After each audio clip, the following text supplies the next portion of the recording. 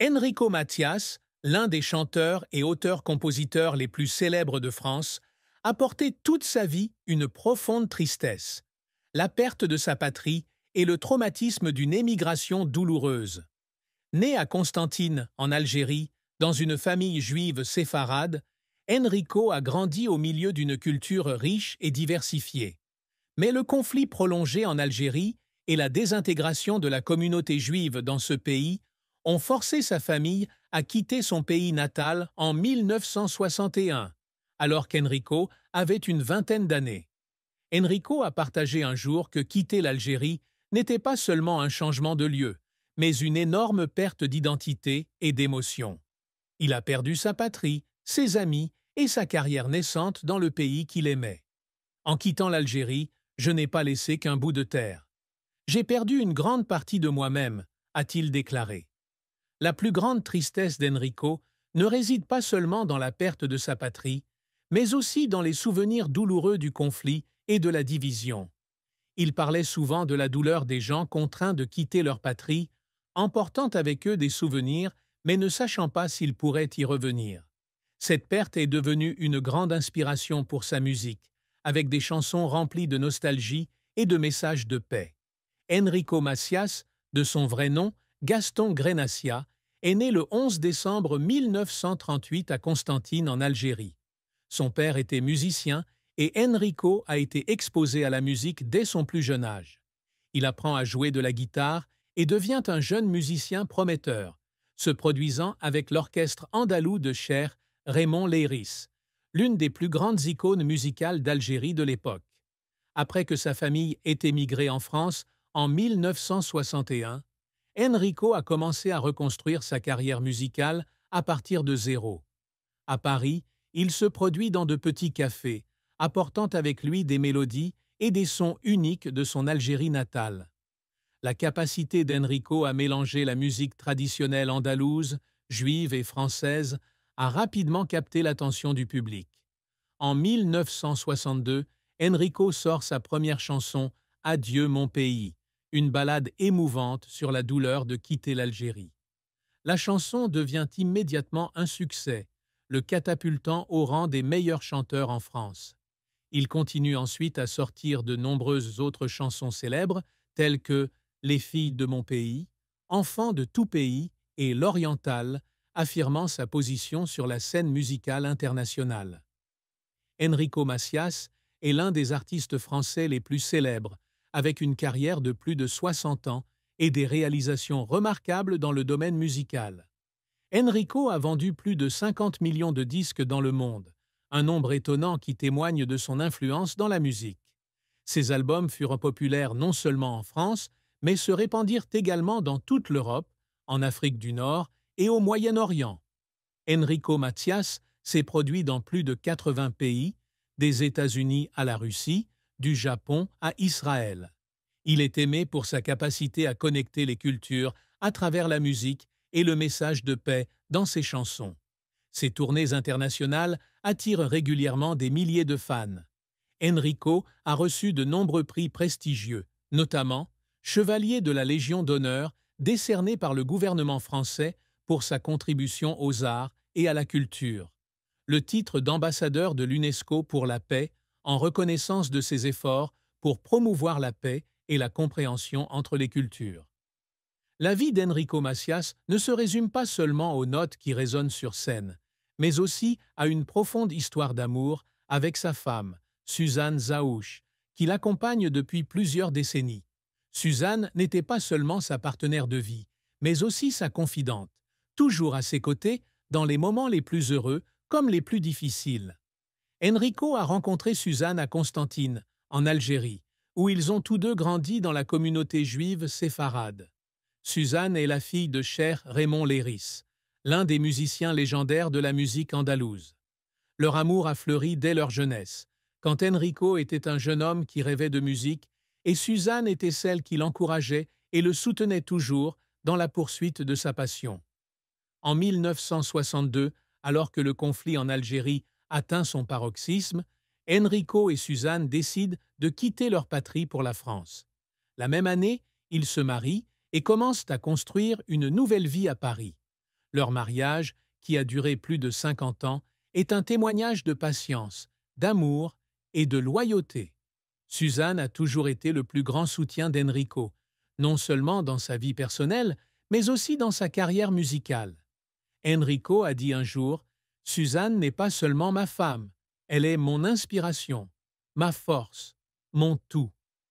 C'est Suzanne qui a aidé Enrico à surmonter les difficultés des débuts de sa carrière en Saint-Cyr. France, lorsqu'il a dû recommencer dans un environnement complètement nouveau. Suzanne est décédée en 2008 après une longue bataille contre la maladie. Sa mort a été un énorme choc pour Enrico, qui a un jour confié qu'il avait l'impression d'avoir perdu une partie de son âme. Cependant, Enrico a choisi de continuer à vivre avec les beaux souvenirs de Suzanne, afin qu'elle soit toujours la source de motivation pour l'aider à continuer le voyage restant de sa vie. Enrico et Suzanne ont 2 enfants, Josette et Jean-Claude.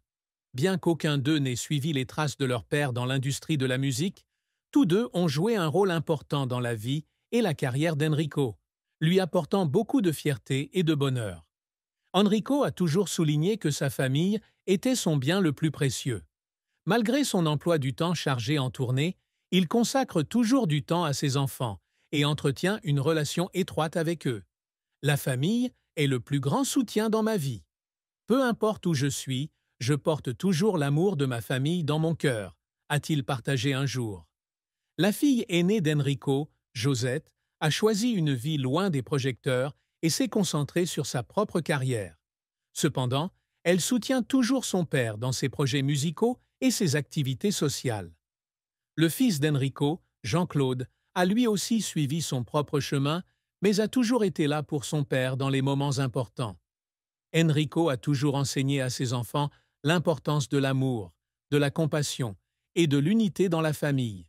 Il a dit un jour « Je veux non seulement que mes enfants comprennent la valeur de la musique, mais aussi qu'ils sachent aimer et partager avec le monde qui les entoure. » Josette et Jean-Claude, les 2 enfants d'Enrico, partageaient souvent leur respect et leur amour pour leur père. Pour eux, Enrico n'était pas seulement un grand artiste, mais aussi un père dévoué qui faisait toujours passer la famille en premier. Josette a partagé un jour que son père était un homme fort, non seulement dans la musique, mais aussi dans la vie. Mon père a traversé beaucoup de pertes et de difficultés, mais il garde toujours le sourire et la foi en la vie. Il m'a appris que peu importe les difficultés de la vie, tant que tu gardes ton cœur au chaud, tout ira bien. Le fils d'Enrico, Jean-Claude, a dit un jour que son père était un modèle. Mon père est un homme qui n'abandonne jamais. Il nous a appris non seulement la musique, mais aussi comment vivre, comment affronter les difficultés avec courage et gentillesse. Je suis fier d'être ton fils. Le parcours professionnel d'Enrico Matías est une histoire de persévérance, de créativité et de dépassement de l'adversité. D'un jeune musicien algérien à un artiste international respecté, Enrico a laissé une marque profonde sur les publics du monde entier. Enrico a commencé sa carrière musicale dans son Algérie natale, où il s'est produit avec Cher Raymond Leiris, une légende de la musique andalouse. Mais le conflit en Algérie lui prend à la fois son professeur et sa patrie, le forçant à émigrer en France en 1961. En France, Enrico a dû construire sa carrière à partir de rien, se produisant dans de petits cafés avant de se faire connaître avec la chanson « Adieu mon pays » en 1962. Cette chanson, avec sa mélodie émotionnelle et l'honnêteté des paroles, a fait d'Enrico un phénomène de la scène musicale française. Après son succès en France, Enrico étend sa carrière à l'international, se produisant dans plus de 80 pays et publiant une série de chansons à succès telles que « Les filles de mon pays »,« L'Oriental » et « Enfant All Pays ». Ces chansons ne sont pas seulement des mélodies, mais aussi des messages de paix, d'amour et d'unité. La vie et la carrière d'Enrico Matías sont un voyage extraordinaire, au cours duquel il a surmonté la douleur et la perte pour devenir une icône musicale mondiale, un messager de paix et d'amour. Depuis les jours douloureux où il a dû quitter son pays natal, l'Algérie, perdant son professeur de musique Cher Raymond, jusqu'aux années de dévouement inlassable sur la scène internationale, Enrico a prouvé que la détermination, la foi et l'amour peuvent, avec l'art, aider les gens à surmonter toutes les adversités. Enrico Macias est plus qu'un simple chanteur ou auteur-compositeur.